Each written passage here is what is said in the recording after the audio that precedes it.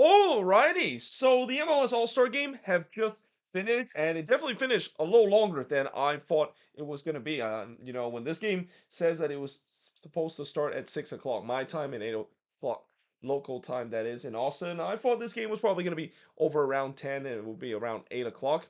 At the time of this recording, it is now 8:45, and yeah, it feels like MLS decided to do a fox in this one, and that is we're gonna not actually publish the right kickoff time. We're actually going to delay the kickoff for 30 minutes or so. Why? Because we need you to watch the All Star festivities and also just these studio hosts basically interviewing player while they're training, which was kind of a little awkward that is the case. But nevertheless, despite the fact that this, of course, was a very fun MLS All Star game, I think this is probably one of the more entertaining MLS All Star games that I've seen in recent memory. Unfortunately, the big story coming out of this has to regard on Lionel Messi and the fact that he didn't play in this All Star game. In fact, none of the Miami players play in this All Star game. Alba also skipped out on this All Star game, and it will be very interesting to see whether or not if the league is going to suspend both of those players for the next game when Miami play against Cincinnati because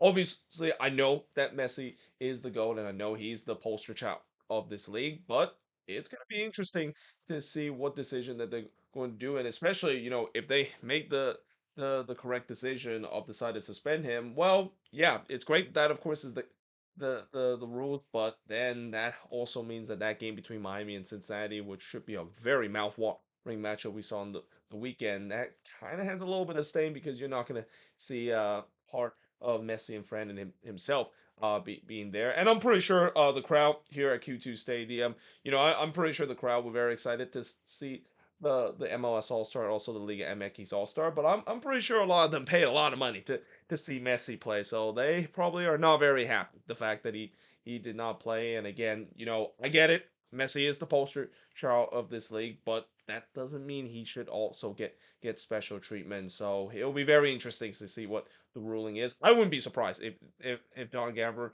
who have mentioned the fact that they'll definitely review this. I wouldn't be surprised. He'll just say, yeah, nah, he's the poster child of this league and do whatever he wants. So we're not gonna suspend him, and that's gonna upset a lot of MLS fans and a lot of Republic. But at the same time, again, I can understand why Messi decided not to play in this one. Consider again with the way that this is kind of an exhibition game, and especially the fact that Miami has played so many games in this season. I mean, he's gonna have to at least rest up, but that also means that there's the price to pay. The fact that it is written in the rule if you decide to skip the MLS All Star game if you got selected for it, you have to serve a 1 game suspension in the next game.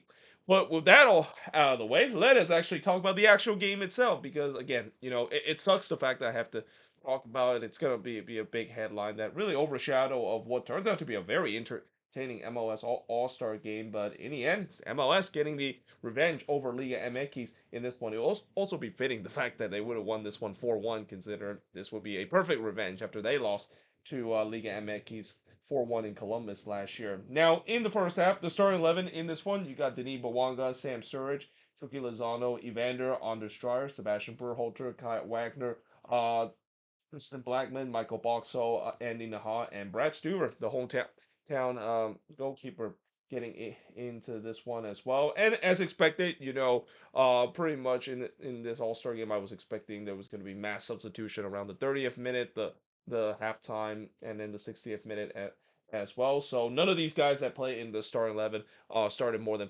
45 minutes in this one. And I think Nico Estevez have also said that he specifically not play some of these players by more than 30 minutes if there is going to be a game that's going to be happening on Friday. So yeah, again, it is also kind of interesting that MLS decided to schedule this game on Wednesday, and then they decided to have games on Friday as well. That's kind of brutal to know that yeah these guys are going to play here and then they got to fly quickly back to their team, and they only get like a 2 day preparation for the next game as well. And as I mentioned, this game was supposed to start at 8 o'clock. I mean, I was expecting maybe it was a little bit delayed, but when I turned on the TV and I found out that, on the match day countdown, they said it was still like 40 minutes when I tuned into this one at around just before before 8 o'clock local time, around 6 o'clock my time. Yeah, I was not happy about that one. So yeah, Apple TV. I know Apple TV has been pretty good when it comes to the kickoff time, but really, 42 minute past the schedule start, and I'm pretty sure the folks in the East Coast, they're probably not going to be happy about this one as well, because 8:42 p.m. Central Time by the time this game kicked off is 9:42 p.m. Eastern Time. Yeah, on a Wednesday like that, that is one way to have viewers tune off in this one. I mean, this one was already going to be kicked off late, and I can understand that they decided to kick this one off late, especially kicked off after sunset, because it is incredibly hot in Austin, and in this one, I think it was like 90 degree. They didn't mention the heat throughout this one, even though it was really hot in this game. I even checked the weather for that. And again, you don't want to have an all-star game that is taking place in incredibly heat, that that could cause problems for players that are just there for fun. But still, 42 minutes after the schedule kickoff, especially kicking off that late into the evening on a Wednesday, and especially for the East Coast viewer to watch. Yeah, I wouldn't be surprised the rating might not be as good this time compared to last season. Though last season was also kicking off around this same time, so I guess maybe we'll see. Or no, last season it didn't have. That was not the case. Last season it was actually an hour earlier. Forgot that the game is in Columbus, and it happened in an Eastern time zone. That is.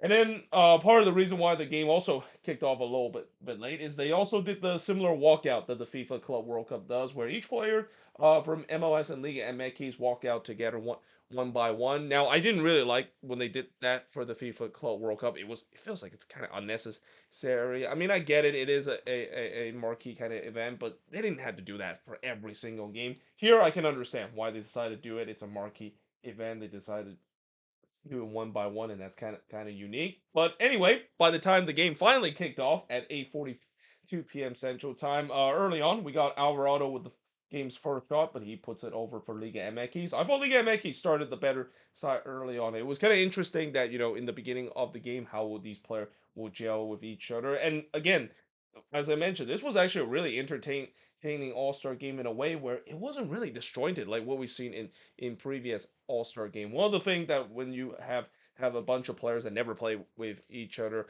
and are all on the same team for one night is that it might be a little bit disjointed, but I didn't think that was the case. I thought the players kind of understand the each other assignment, and as a result, there was a lot of chances in this one. Malagone would then deny Evander from long ranges. That was the first shot for MLS. The shots were free apiece 15 minutes in. Palavecino then puts it wide from long range before Stuver would deny Canales from close in the 19th minute. Yeah, that Austin crowd was definitely enjoying doing the Stu chant throughout this one. They even did it even when he touched the ball as well. Definitely serenading their hometown goalkeeper. There was no doubt that I also thought that Liga MX was sort of rest for the opener, though, as I said that, Bawanga would flash one wide from close in the 26th minute before he was absolutely robbed by Malagon on a 1v1 opportunity. So, while Bawanga definitely showed his clinical finishing in El Tráfico, it seems like he kind of gone back to his form that he had against Minnesota, and also against Colorado, where he wasn't being very clinical in front of goal. But you know who is clinical in front of goal?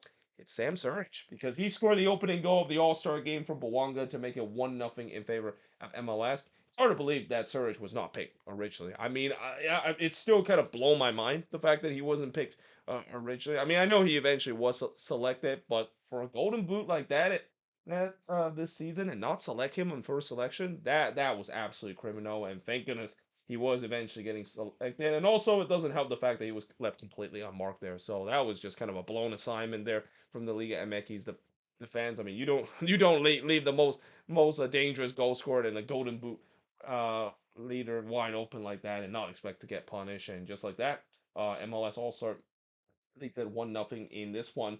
They also did check to see whether or not if Surge was onside.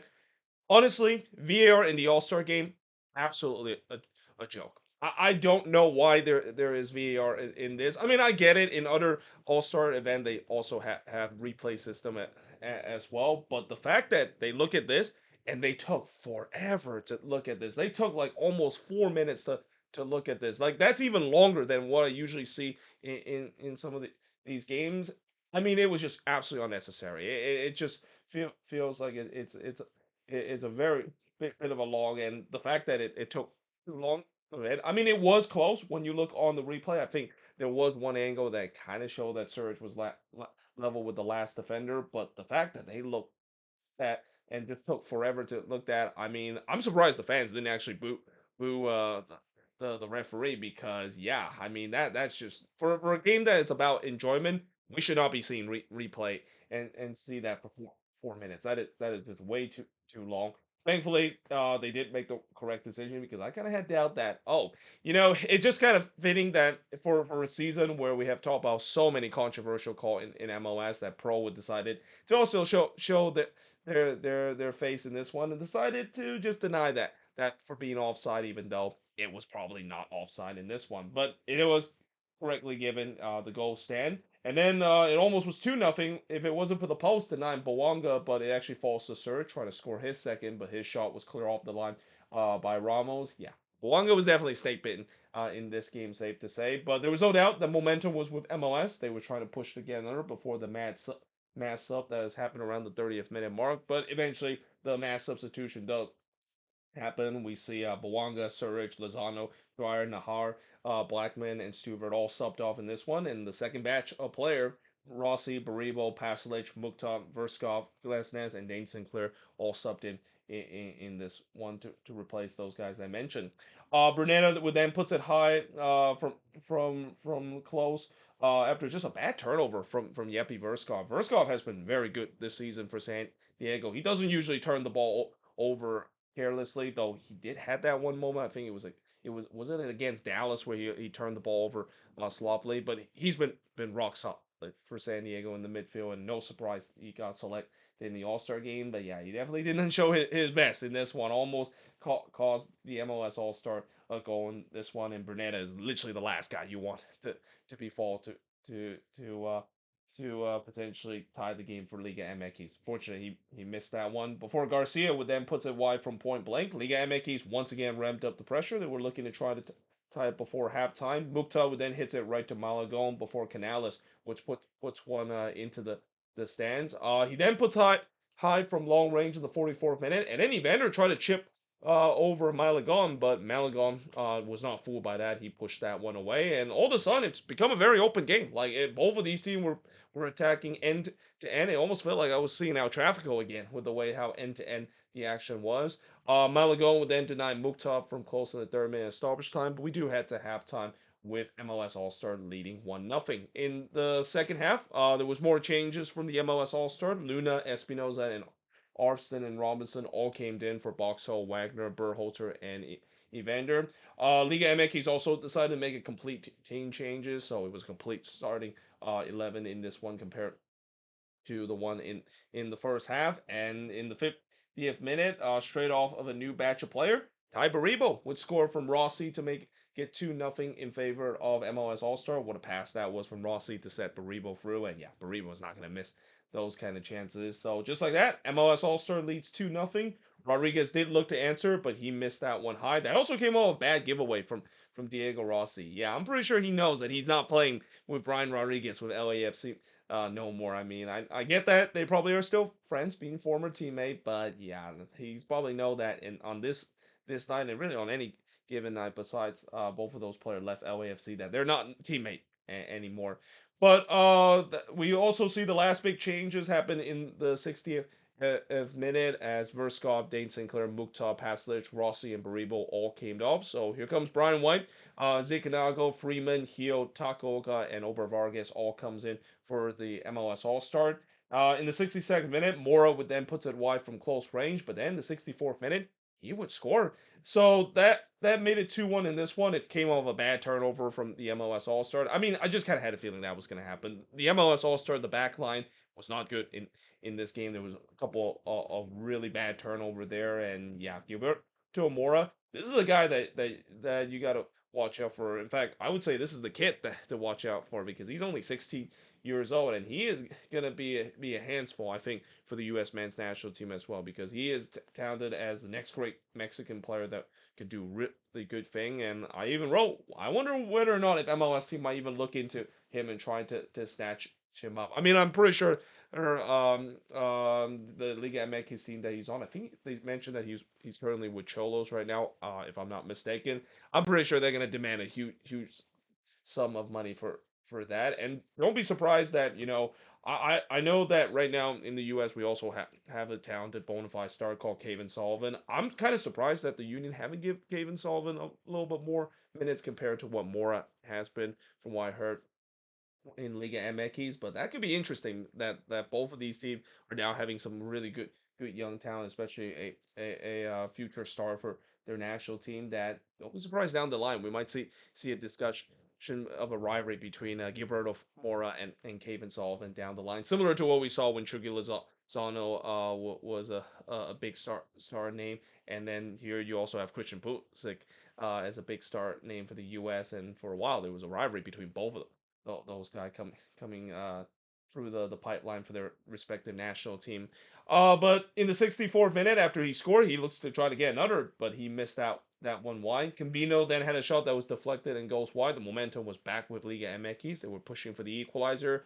Cambino then was in on goal, but he was denied by Takaoka. Takaoka was huge in this one, and I'm surprised he was not the MVP in this one. Yes, I understand he did give up that a goal by Gilberto Mora, which he had no chance in terms of that. That was a top in finish there from Mora, but still, I mean, he was really kind of the reason why this game was 2-1 for a bit and kind of give the MLS All Star a chance to really put this game to bed late. But we did have one more sub for the MLS All Star team as Guillermo Biro, who actually just was invited into the MLS All Star team in the very last minute. He comes in for Austin there. So a little good reception there from the Austin faithful, knowing that he's another homegrown player. I mean, I guess I think the reason why they decided to make that as a last minute selection is because after Vasquez, of course, got injured, I'm pretty sure Nico Estevez really wants to have another Austin player on this team. It feels like it's almost like a bare minimum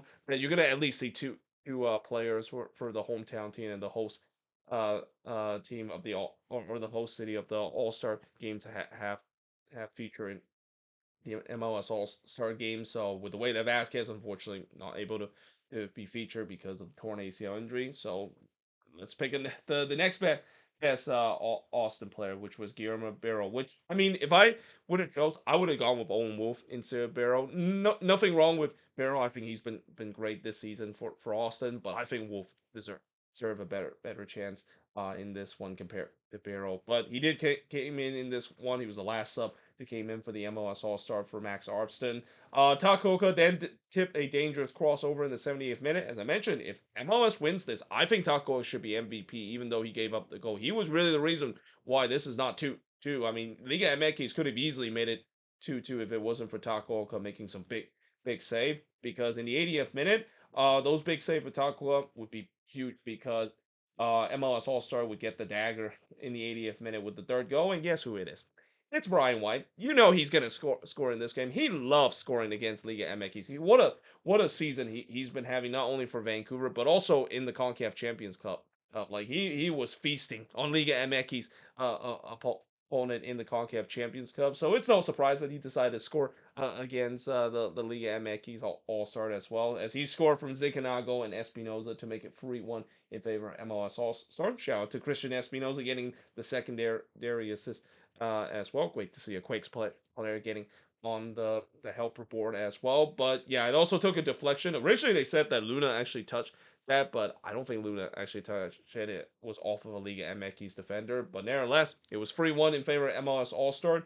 Campino did look to answer, but he was denied by Takaoka again. Takaoka, he was by far the most busier goalkeeper in this one. I mean, Malagon did had some big save as well, but Takaoka had even more difficult save, I think, in the second half as well. And then the TVV decided that, yeah, we're not going to show maybe the last 3 minutes of this game. It decided to check out in the 87th minute. Great job, Apple TV, in terms of showing the global audience how your production is. But it did eventually come on 30 seconds later. It took like about a minute and a half before they get the score bug back in this one. Bautista would then hits it right to Takaoka in the third minute of stoppage time, and then eventually with the full-time whistle being sounded, they announced that they gave the player of the match and the MVP to Ty Baribo. And again, I understand that Ty Baribo scored the winning goal in this one, but I think Taco deserved to win this. Consider he really keep MLS at least in this lead. I mean, if it wasn't for some of his big save that he made, we could have been talking about 2-2 in this one. And Liga MX had all the momentum to maybe even overcome a 2-0 deficit. The shots in this one, 13 shots compared to 24 that Liga MX had. 7 shots on goal for the 8 that MLS All Star has. 1 shot off target for the 12 that Liga MX All Star has. Both team had 4 shots that was blocked. There was a lot of shots in this one. I mean, I did not expect there was going to be 37 shots combined for both of these teams compared to the previous MLS All Star game where there wasn't really as much shot it is. But overall, like I said, very entertaining MLS All Star game. By far more entertaining compared to what we saw in the last couple years that is. But now the focus is back into MLS as well. Again, we got 15 games that's going to be happening. 6 of them on Saturday, 9 of them on or I'm sorry, 6 of them on Friday and 9 of them on Saturday. That is, and then of course we have the Leeds Cup as well. Which, by the way, did I mention that there's going to be Leeds Cup coming up? It feels like in this game every 5 minutes they were reminding you that yeah, there's the Leeds Cup between MLS team and Liga MX that is gonna happen. I don't know how I'm gonna do the Leeds Cup this year when it comes to I probably won't do it until maybe the knockout round that is because I mean I'm not really that big into the Leeds Cup itself, especially the controversy that this competition has created and really oversaturate in terms of MLS and Liga MX keys competition. But I'll probably this year maybe start doing a review. Maybe do review some of the bigger games or just start doing the review once we get to the knockout stage because that's where it gets very fascinating as well. But either way, hope you guys enjoyed this video. If you do, make sure to like, smash subscribe button. Let me know in the comments below what do you think of this MLS All-Star game that is. And yeah, hope you guys enjoyed this video and I will see you guys next time.